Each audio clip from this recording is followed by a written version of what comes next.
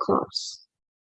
A finite clause is a main clause or a subordinate clause that must have a verb to show tense.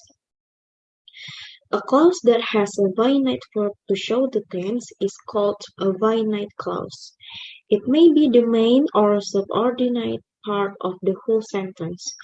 You should be able to change the tense form of the verb from present to past or vice versa.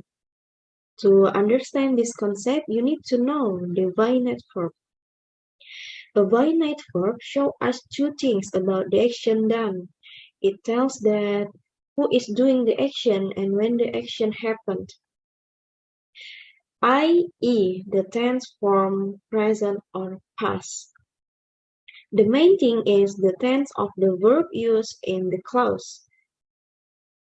This clause uses the present or past tense of finite verb and so called as finite clause. Here are some examples of the finite clause. Look at each of these examples. Do they have present tense or past tense? Can we change the sentence? In the first example, we have the present tense verb from feels. We could change to past tense, she felt sick. In the second example, the verb phrase was watching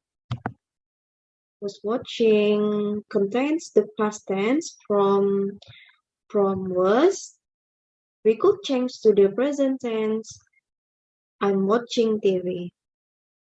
These are called finite clause because they contain finite verbs.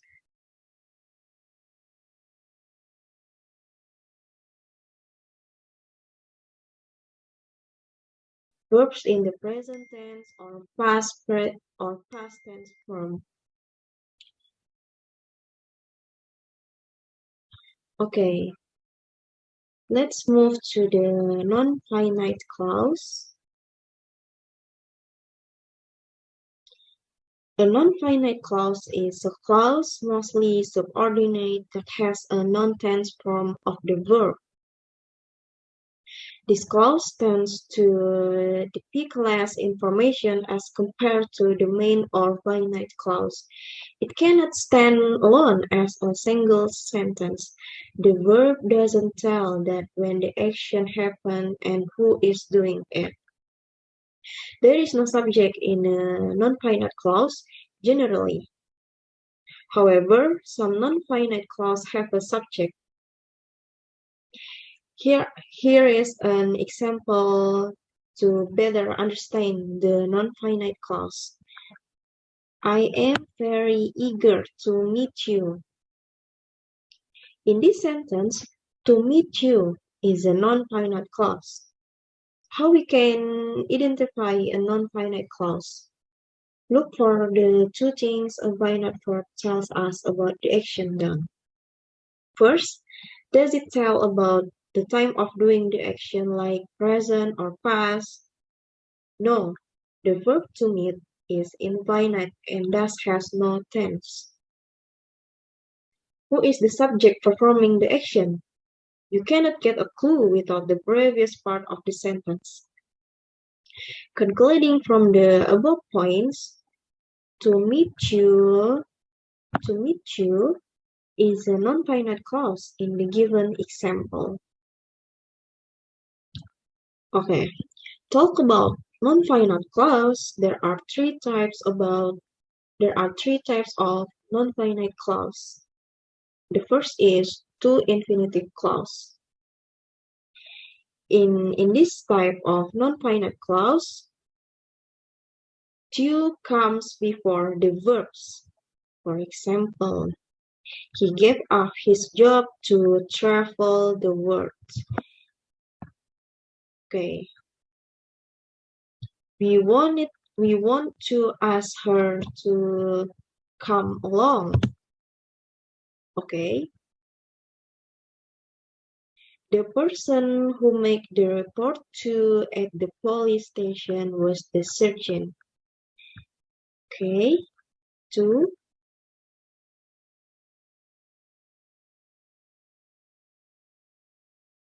The second is present participle clause. The verb always ends with ing in this type of clause. For example, we are very grateful to you for helping us.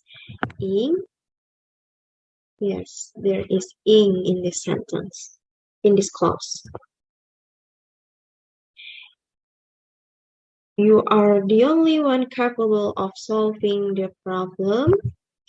Ing, before becoming a bank robber, he was a police officer.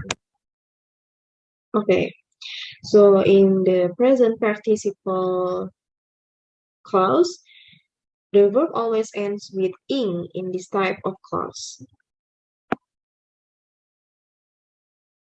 And the last is past participle clause.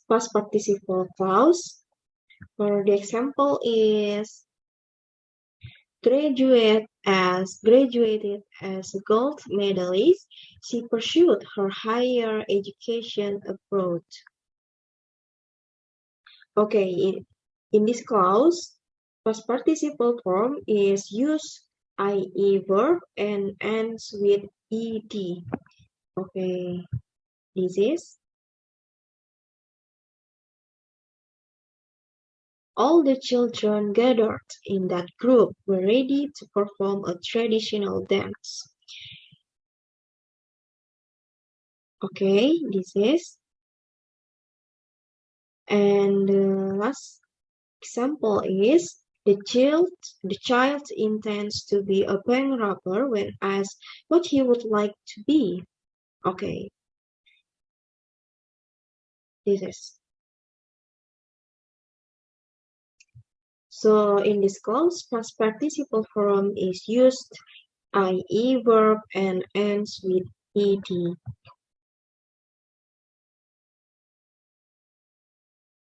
A subordinate conjunction is often used to begin a non-finite clause. For example, the appointment, if approved, will make her the company's first female general manager. The police, unless notified, will not carry out an investigation. The rescuers found the boy, though injured, fully conscious. Okay, that's all for my presentation today. Wassalamualaikum warahmatullahi wabarakatuh.